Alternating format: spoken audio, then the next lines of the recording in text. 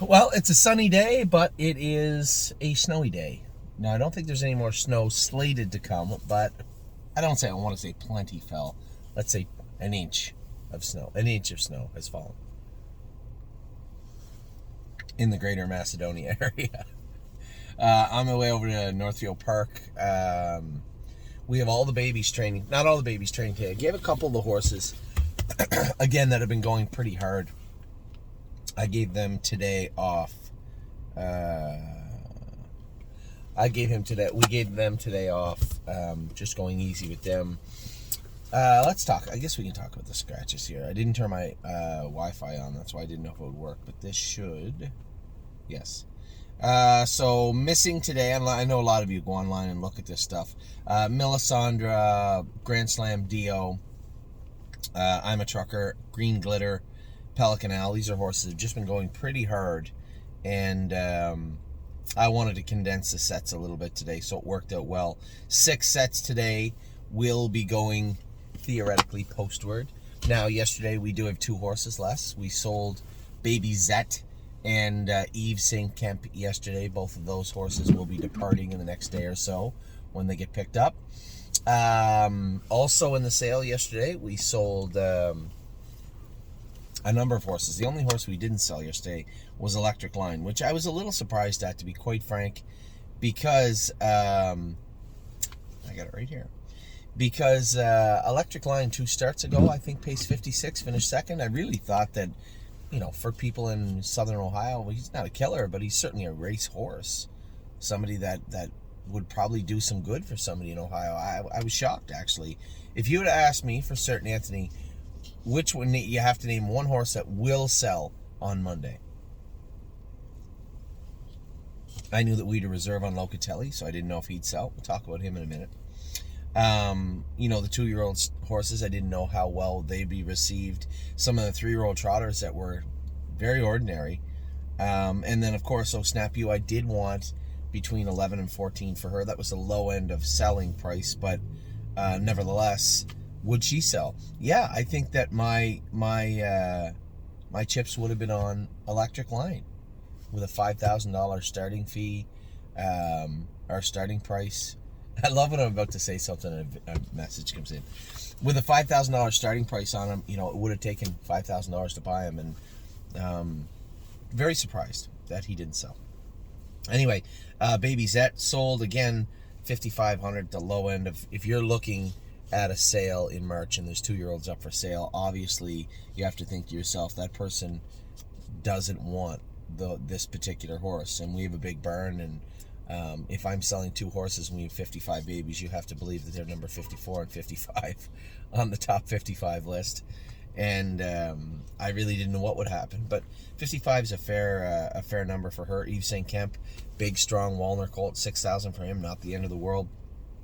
Again, a little surprised Electric Line didn't sell. International Spy, a little low, but with so many maidens coming back and maidens from every barn coming out of the woodwork, having one that really is struggling to do right now, I'm not surprised. I guess it's 7,500. Snap You 11.5. I thought that was a little bit low. Gary Levine did very well with Enzo. Fit in well in Saratoga. He actually won a race at the Meadowlands when it first opened up. And I think Snap You, he's going to really like her at Saratoga for sure. I think the competition may be a little softer. Certainly no disrespect to anybody in the Saratoga area. And again, maybe it's a track or whatnot, but for me, looking from here all the way to there, it looks to me like it's a little softer. Maybe I'm wrong. But she'll fit in. She'll do nice. Seasons of Love, 7,000. I think that was pretty generous, all things considered, with Seasons of Love. Steel Cowboy, off the absolutely horrendous mile he showed on Saturday. It was very hard for me to have any aspirations of protecting him. I know we paid a lot for him. Listen, we're going to talk about a horse in just a second that did very good for the stable, both on the sale side and the acquisition side. And it's not always going to be that way. And I think this is a good lead-in to what I'm about to talk about when it comes to Locatelli, is that we are going to get beat sometimes. There are going to be Steel Cowboys and Oakwood Cowboys. There are going to be horses that just haven't panned out yet, or quite frankly won't pan out. for us in our barn, and that's just the reality of it. We can't. That's a beauty of this industry, is that a horse that maybe doesn't fit in one barn fits really well in another, and vice versa. And I think that's what keeps everybody coming back, is that component of not knowing, right? Not knowing, is this horse going to go forward? Do we have a really good purchase on our hands, or did we buy a lemon, so to speak? And quite frankly, I think that's the beauty of it. If there wasn't Steel Cowboys, then it really wouldn't give us the rush it does when we get a Locatelli. So, and that leads us into Locatelli. Here's a horse that we bought for $93,000 over 2 years ago, and sold him for $92,000 after almost making. Well, he made over $250,000, I believe, for us. So, but again, you can't have the sweet without the sour, and they certainly sold back to back almost, didn't they? Both ends of the bookshelf, so to speak. So the sale went pretty good yesterday. I was happy with the way everything went, and quite frankly, I had a number of people emailing me. Now, the horse, I believe, is staying around Ontario. To Natasha Day is going to train the horse, I believe, for Mr. Doug Millard. So good for her. I hope she does well with him. And good for Doug Millard. It's always nice. This is a tough, being a guy who works hard in this industry and knows how tough it is, I still don't truly even recognize how difficult it is for a woman in North America to do well in this game. And I say it to my wife, I say it to Megan all the time, how hard, how appreciative I am because of how hard they have to work to fit in, right? Now, Megan, has really put together a strong stable, and she's going to have a stronger stable with our horses this summer also. And somebody like Natasha Day, who's come over from another hemisphere and worked really, really hard. And you see her toiling in London and Flamborough, and you often wonder with a lot of those drivers, especially a woman, to say, and you guys know what I'm saying. I believe I was in Australia and New Zealand, where the men to woman ratio, trainers and drivers, I believe, seemed to me anyway to be almost 50-50. So to come to North America and see it be such an odd, rare occurrence is, I think when you step back and look at it, it's a little disappointing. And it is nice to see somebody like Natasha get a chance, and he is a good horse. So, moving forward, why? Obviously, I didn't want to pull my pants completely down when it came to Locatelli and what we were doing with him, and why. At the end of the day, he's a difficult horse to move because he doesn't get around a half well. He doesn't get around a 5/8 the greatest. He gets around a bigger track very well. Well, I posed a simple question to Harry: who's our best horse? Hands down, looks like money. Yes, he got injured last year, but that injury has rehabbed very, very well. And if push comes to shove and I'm not racing 2 or 3 horses in the Open in Toronto, who's it going to be? It's going to be Looks Like Money. It's very simple. And when it comes to Locatelli, if that's the case and I'm not racing 2 horses, where do I send him? He doesn't get around a 5/8 is good, right? Now, in fairness, neither does Yo Mister, right? But he did win in 52 a couple of times at Scioto last year. We can easily move. We have a number of options right now. If we're not going to race those 2 horses in Ontario, we're going to keep Yo Mister. If he wins his way into the Open, and he got beat last night in the numbers of 14,000, so he's on his way up. He's much like Locatelli and White Tiger was in respect to their form, right? Their paper form. I mean. So we have Stay Close coming back, he's not quite as good even as White Tiger, and certainly not as good as Locatelli, but he's there, right? He's raced in the Open, he's done well in the Open at the Meadows from time to time, but we can always price him. So he's a very, very effective horse in that regard. Yo Mister can be moved around to Scioto, can go down to Oak Grove with Eric and Kathy in a couple of weeks. He can go to the Meadows. Don't forget, we still have Spitfire Overseas, who is obviously an Open trotter. He's won the Open, and he's going to tell us when he needs a rest. I had said, much like a coach talking to a pitcher, I'd love to see him go into the 7th or 8th inning. I'd love to see Spitfire bump right up to June and put him away sharp and healthy and forego the summer. I think that would be a big feather in his cap. The fact that he is sharp and as good as he is right now, he's been going for almost a full year between coming back. Oh no, more than a year coming back in. From training as a 2-year-old into a 3-year-old season. We would have had him back somewhere between the middle of December to the end of December 2022. He would have trained down and raced all the way through, and AFib in between, by the way. raced all the way through 2023. We're now into 2024, heading towards April. So you're looking at, he's been going for, 16, 17 months now? So at some point he'll need a little break. And again, I've told you guys that break in the summer does play a role. He did have time off.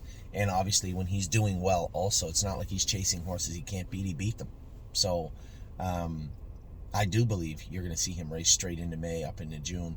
We still have Kings County, who's not the Kings County he was before, but on his way back to some form of a better Kings County than he is right now. So we do have good horses still in our midst. Not to diminish the horses we have coming back also. We have some serious contenders in the 3-year-old division coming back. We're going to plug up some of the non-winners divisions right up until the stakes start in May and June.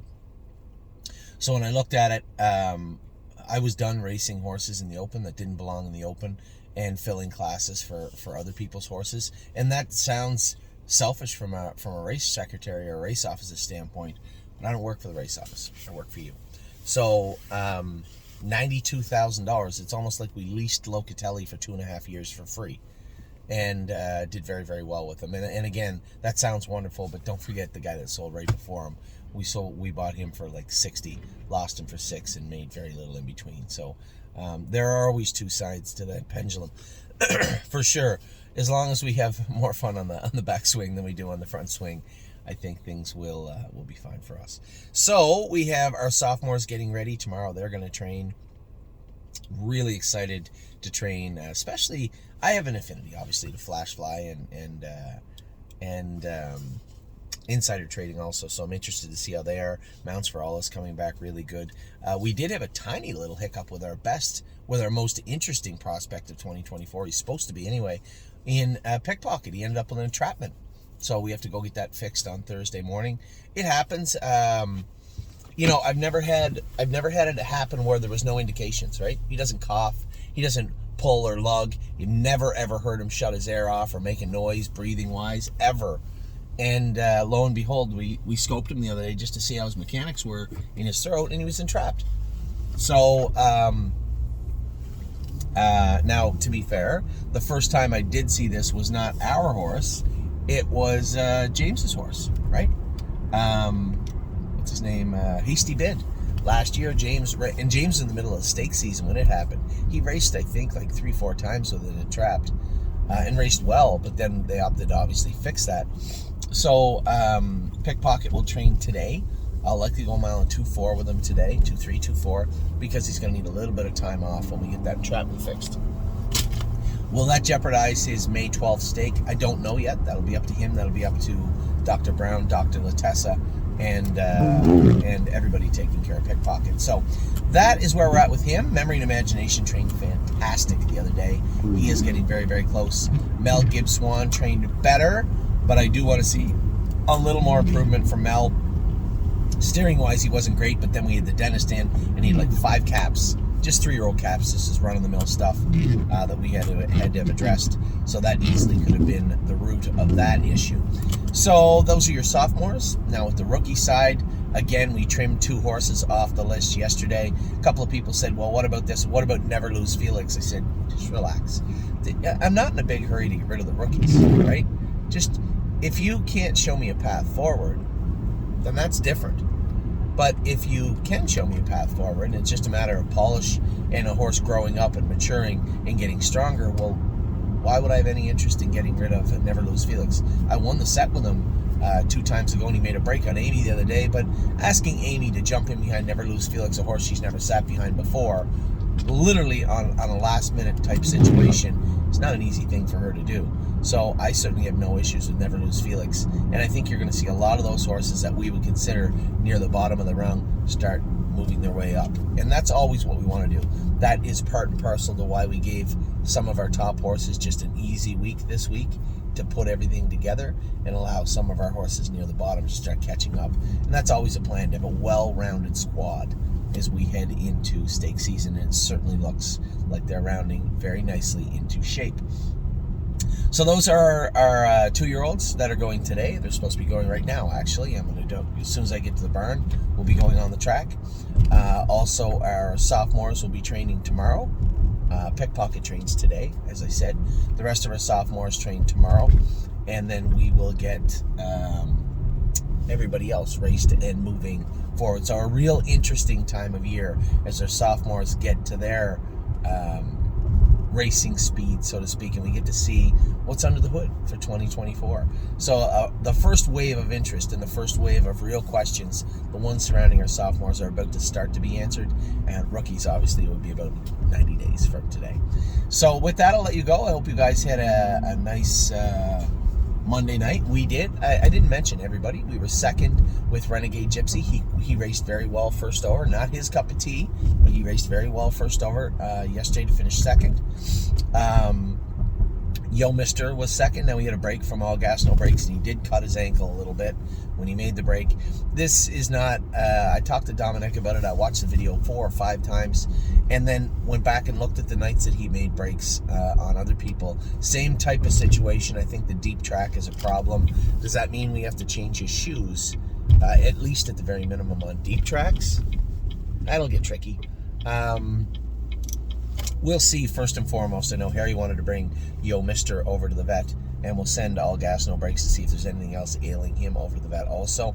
So we have a second from Renegade Gypsy, a second from Yo Mister, a break from All Gas No Brakes, which means he has to qualify now, and a second from Locatelli, although technically he wasn't our horse when he went behind the gate last night. So with that, I'm going to let you guys go. Take care. Have a wonderful Tuesday. I'll give you a little update of how the babies went, later on this afternoon. Take care.